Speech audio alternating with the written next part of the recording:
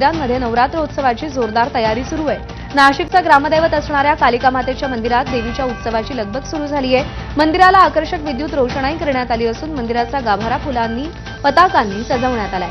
भाविकांच्या सुरक्षेसाठी 60 ते 70 सीसीटीव्ही बसवले जात असून भाविकांना विमा देखील त्यांचा काढला जाणार आहे। याचा आढावा घेतलाय मुकुल कुलकर्णी यांनी। नवरात्र उत्सव जवळ आलेला आहे, त्यामुळे नाशिकची ग्रामदेवता असणाऱ्या कालिका माता मंदिरामध्ये आता लगबग बघायला मिळते आहे।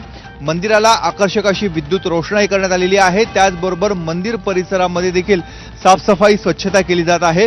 यंदाच्या वर्षी गर्दीचा उच्चांक हा वाढण्याची शक्यता आहे। भाविकांची मोठ्या प्रमाणामध्ये गर्दी होणार आहे, त्या दृष्टीने उपाययोजना देखील केल्या जात आहेत।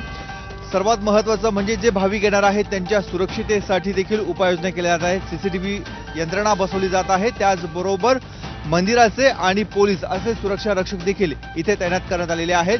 कालिका मातेच्या मंदिरामध्ये कालिका माता, सरस्वती माता आणि महालक्ष्मी अशा तीनही देवींचं दर्शन होतं, त्यामुळे या स्थानाला अनन्यसाधारण असं महत्त्व आहे। नाशिकची ग्रामदेवता म्हणून इथला यात्रोत्सव हा प्रसिद्ध आहे।